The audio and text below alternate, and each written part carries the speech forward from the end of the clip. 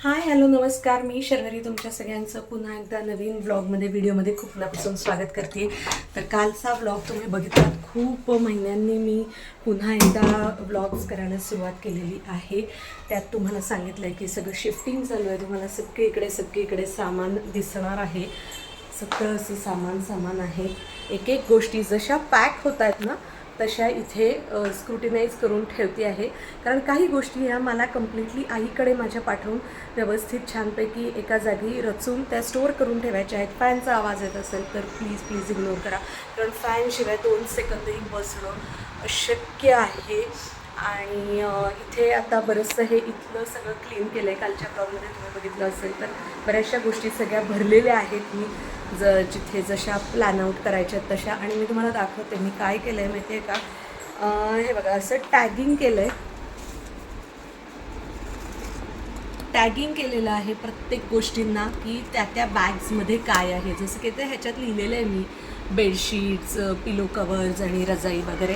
तर असं टॅगिंग केलं ना की खूप गोष्टी सोयीच्या होतात, सोप्या होतात पॅकिंगमध्ये.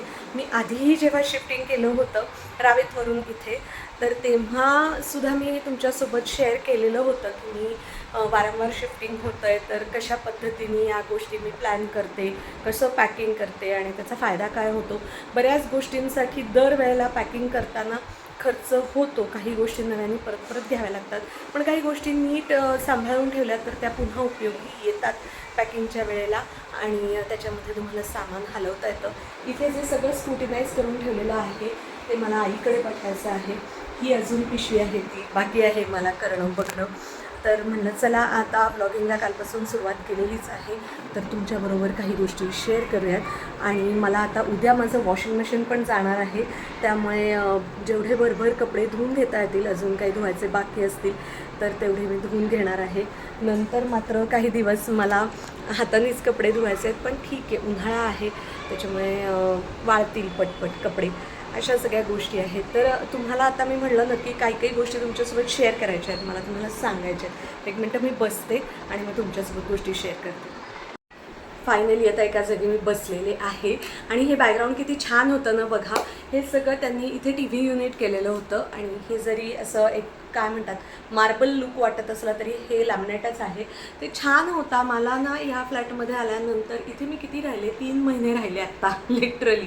तर इथे आल्यानंतर खूप सारे आयडियाज होत्या माझ्या डोक्यामध्ये की अशा पद्धतीने इथे बॅकग्राऊंड छान आहे, लाईट्स खूप छानपैकी प्लेस केलेले आहेत. तर मस्त काही व्हिडिओज करायचे आणि तुमच्यासोबत शेअर करायचे असे खूप सारे प्लॅन्स होते. पण नाही ते वर्कआउट झाले समहाऊ. कारण की इथे असताना पण ना पूर्ण असं घर कधी माझं लागलंच नाही. तिकडे काहीतरी गोष्टींचा पसारा हा होता. स्टील जरी हे फर्निश्ड होतं तरी शेवटी कसं असतं की ते त्यांनी त्यांच्या हिशोबाने केलेलं असतं. आणि माझ्याकडे असं बरंच सामान होतं की जे मला आत्ता थोडे महिने लागणार होतं आणि नंतर मग मला ते कोणाला तरी देणं किंवा मग काहीतरी त्याची दुसरी व्यवस्था करणं हे करायचं होतं. तर हे बॅकग्राऊंड आत्ता मला इतकं सुंदर वाटलं. आणि जेव्हा मी इथे आले होते तेव्हापासून डोक्यात होतं की इथे असं बसून खूप छान किंवा उभं राहून मस्त काही विषयांवरती ब्लॉग्स होऊ शकतात, व्हिडिओज होऊ शकतात. पण ठीक आहे, जेव्हा ना आता मला कळून चुकलं आहे. तर 10 वर्षाच्या संसारामध्ये उद्या जे मी शिफ्टिंग करणार आहे किंवा हे माझं सगळं चाललं आहे पॅकिंग वगैरे संसाराचं, तर ते आता आहे माझं 13वं. 10 वर्षांच्या संसारात 13वं मी हे शिफ्टिंग करते, उद्याचे करते ते. त्यातली मधली 5 वर्ष मी आमच्या स्वतःच्याच घरात आम्ही राहिलो 1 BHK मध्ये. आणि उरलेल्या ठिकाणी मात्र असंच शिफ्टिंग मधल्या काळात. कारण काही ठिकाणी सलग 1 वर्ष राहिलो, पण काही ठिकाणी मात्र 2-4 महिने 6 महिने असं शिफ्टिंग झालं. तर तुम्ही म्हणाल की असं का बरं, तू सलग एखाद्या ठिकाणी का नाही राहिलीस. तर आता त्याला बरीच कारणं आहेत. काही वेळेला असं असतं की काही वेळेला ओनर तेवढे नंतर लक्षात येतं की पहिल्यांदा सुरुवातीला त्यांना क्लायंट मिळाला पाहिजे म्हणून व्यवस्थित वागतात, बोलतात. पण नंतर मग खूप काही ना काहीतरी त्रास होतो. आता इथे जेव्हा मी आले ना तर ह्याच्या आधी म्हणजे ते जे तुम्ही एकदम जुनं छोटंसं घर बघितलं होतं बघा की जिकडे मी तुमच्यासोबत नॉन मॉड्युलर किचनचं सगळ्या सेटअप शेअर केला होता. पावसाळ्यात वगैरे साधारणपणे गणपतीच्या दिवसांमध्ये श्रावणात वगैरे जिथले व्हिडिओ मी शेअर केले होते ना, ते छोटंसंच असं खालती बंगल्याच्या खालती घर होतं, तर तिथे खूप त्रास झाला. त्याच्यामुळे मग मला ते दिवाळीच्या वेळेला इकडे या सोसायटीत यावं लागलं. आणि मग या सोसायटीत आल्यानंतर मात्र सोसायटीतच मी 3 ठिकाणी आत्तापर्यंत शिफ्टिंग केलेली, म्हणजे आता हे 3रं ह्याच सोसायटीमध्ये आहे. पण स्टील तुम्हाला सगळं भरावं तर लागतं सामान आणि पुन्हा घेऊन जावं लागतं. त्यामुळे तुमच्यासोबत माझं पूर्णपणे कनेक्ट तुटला आहे.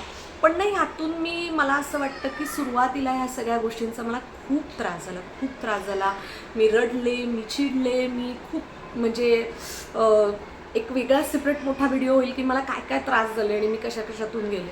पण अल्टिमेटली ना, मी जेव्हा इथे आली आहे ना, तेव्हापासून कदाचित ह्या परिसराच्या पण वाईब्स असतील किंवा असेल काहीतरी, मी खूप स्वतःला 100% नाही झालं पण तरी पुष्कळ काम डाऊन केलेलं आहे आणि गोष्टी ॲक्सेप्ट करायला लागली. आणि मला आता ना हे कळलेलं आहे की ज्याला मार्ग काढता येतो ना, अशाच लोकांना परमेश्वर, स्वामी म्हणा, समोर काही ना काहीतरी एखादी युनिट टेस्ट ठेवतात, एखादा प्रश्न ठेवतात, कारण त्यांना खात्री असते की ह्यातून ते मार्ग काढणार आहे.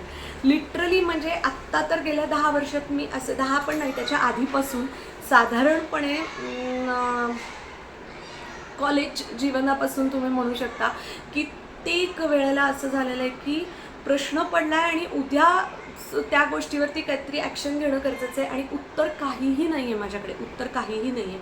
तर पण मला स्वामींनी मार्ग दाखवला आहे, मला माझ्या कुलदैवतांनी मार्ग दाखवलेला आहे, मला माझ्या आईवडिलांनी मार्ग दाखवलेला आहे. आणि आता पण ऑब्व्हियसली आईवडिलांबरोबर माझ्या भावाबरोबर तितकंच मी महत्त्व माझ्या नवऱ्याला पण देईन, माझ्या मुलीला पण देईन की त्यांनीही अनेक वेळेला मला ह्या गोष्टींना सपोर्ट केला. आणि माझ्या नवऱ्याचा आणि मुलीचा तर सपोर्ट म्हणजे खूपच अल्टिमेट आहे की मी जो डिसिजन घेते, म्हणजे सुधन्वाला सवय नाही आहे की ऑल ऑफ अ सडन एखादा डिसिजन घ्यायचा आणि इमिजिएट त्याच्यावर ॲक्शन सुरू करायची, ही त्याची सवय नाही किंवा हा त्याचा स्वभाव नाही आहे.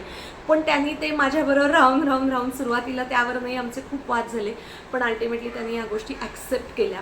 आणि म्हणजे त्याला कळलं की बाबा हे असं डिसिजन सुरुवातीला त्याला असं वाटायचं का घेते, पण नंतर हळूहळू त्याच्यातनं जी आउटकम्स येत गेली आणि क्रॉस फिंगर्स परमेश्वर कृपेने टचवूड त्यातून चांगलीच आउटकम बाहेर येत गेली आणि माणूस म्हणून आम्ही अधिक जास्त स्ट्रॉंग झालो.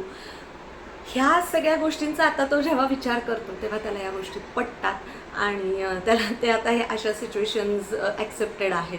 आणि वेणूचं जर म्हणाल तर ती लहान आहे, त्याच्यामुळे तिला या गोष्टी ॲक्सेप्ट करायला थोडंसं पचवायला जड जातं. पण मला असं वाटतं ह्यातून ती लहान वयातच खूप गोष्टी शिकते आहे की जर काही परिस्थिती बदलत असेल तर त्यानुसार त्याच्यामध्ये आपण प्रसंगावधान ठेवून कसे विचार करायचा, कसा निर्णय घ्यायचा आणि त्यातून निगेटिव्हिटीत न जाता पॉझिटिव्ह गोष्टींना कसं बघायचं हे ती ह्यातून शिकेल. आणि ह्याचा तिला भविष्यात तिच्या आयुष्यामध्ये, तिच्या करिअरमध्ये, तिच्या पर्सनल ग्रोथमध्ये नक्कीच तिला फायदा होईल असं मला वाटतं. कारण मी अशी तर मुळातच मी नकारात्मक विचार करणारी व्यक्ती नाही आहे, पण होतं कधी ना, आपण माणूस आहे तर होतं कधी भीती वाटते, चिडचिड होते, पण अल्टिमेटली पुन्हा त्याच्यातनं सकारात्मकता ठेवून पॉझिटिव्हिटीने काय आपल्याला संधी शोधता येईल, काय आपल्याला मार्ग काढता येईल, याला मला एम्फसाईज करायला किंवा ह्या गोष्टीकडे माझी ऊर्जा वळवायला मला खूप आवडतं. आता कसं आहे माहिती आहे का, मला ना माझ्या अख्खी लाईफ स्टोरी तुमच्याबरोबर शेअर करायला नक्की आवडेल. माझ्यापेक्षाही भन्नाट आयुष्य जगलेली माणसं आहेत, पण स्टील मी स्वतःला खूप विचारात ठेवते आहे सारखं. गेले 1 वर्ष माझा हा विचार चालू आहे की मी माझी लाईफ स्टोरी तुमच्यासोबत शेअर करू का. आणि खरं तर शेअर केली ना तर विदिन सम व्हिडिओज मी खूप व्हायरल जाईन आणि आय नो की खूप म्हणजे होईल. पण ना असं एकदा असं वाटतं की एवढं पर्सनल आपण सगळं सोशल मीडियावर मांडावं का. कुठून काय लोक बघतात आणि मग त्याचा गैरफायदा तर लोक घेणार नाहीत ना. म्हणजे आपण ज्या उद्देशाने लोकांनाही सांगणार आहोत की यातून तुम्हाला काहीतरी पॉझिटिव्हिटी मिळेल किंवा प्रेरणा वगैरे, मी एवढे मोठे शब्द नाही वापरणार, कारण की प्रेरणादायी व्यक्तिमत्व किंवा आयुष्य असणारी व्यक्ती फारच अजून वेगळ्या असतात. मी उगाच स्वतःला त्या एवढ्या मोठ्या पायरीवर नेऊनच नाही ठेवणार. पण एक सामान्य व्यक्ती म्हणून कसं स्ट्रगल करत माणूस पुढे जातो ह्या गोष्टीवर मला तुमच्याबरोबर बोलायला आवडेल, तुम्हाला ह्या गोष्टी सांगायला आवडेल, पण मी 100% स्वतःच्याच मनाशी कन्व्हिन्स्ड नाही आहे. तर तुम्ही मला कमेंट्स करून सांगू शकता की काय बरं थॉट केलं पाहिजे आपल्यासारख्या घरांमधल्या व्यक्तींनी. कारण काय होतं, आपण असं सगळं आयुष्य सोशल मीडियावर मांडणारी खूप लोकं बघतो, पण मी मोस्टली असं बघितलं आहे की ती मला इथे कुठे भेदभाव नाही करायचं, पण स्टील आपल्यासारख्या घरांमधल्या अशा व्यक्ती जरा कमी असतात असं मला तरी वाटतंय. म्हणजे आपण म्हणतो ना की काही गोष्टींच्या बाबतीत झाकली मूठ सव्वा लाखाची. तर असं करावं का? किंवा मग एक्झॅक्ट खरे प्रसंग न सांगता मी त्यातून काय शिकत गेले किंवा मी कशी घडत गेले हे मग मी तुमच्यासोबत शेअर करू का? मला सगळ्याचे प्लीज सजेशन द्या. आणि मी आता पुन्हा एकदा सुरुवात केली आहे, तर रिक्वेस्ट करते की अजूनही सबस्क्राईब न करता बघत असाल तर प्लीज सबस्क्राईब करा. पहिल्यांदा व्हिडिओ बघायला आला असाल तर नक्की पूर्ण चॅनल जाऊन चेकआउट करा. मला जितकी या चॅनलमधून तुमच्यापर्यंत पॉझिटिव्हिटी देता येईल, क्रिएटिव्हिटी देता येईल, प्रॉडक्टिव्हिटी देता येईल हे देण्याचा मी प्रयत्न करते. आणि रिअल आहे, जे काय आहे ते रॉ आहे तुमच्यासमोर. कुठेही काही ब्लॉगसाठी ड्रामा नाही आहे आणि नसेल तो कधीच. त्यामुळे कारण जे माझ्या अवतीभोवती माणसं आहेत ते जर का माझा चॅनल बघत असतील तर त्यांना माहिती आहे माझं आयुष्य, खूप जवळून माहिती आहे. तर अशा लोकांना ज्यांना माहिती आहे माझं आयुष्य त्यांनी पण मला कमेंट्समध्ये प्लीज, मला पर्सनल मेसेज करण्यापेक्षा प्लीज कमेंट्समध्ये लिहा. कारण काय होतं, कमेंट्समुळे पण रीच वाढतो, लोकांपर्यंत अजून चॅनल जातो. आणि मला तुमच्या या सपोर्टची खरंच गरज आहे, मदतीची खरंच गरज आहे.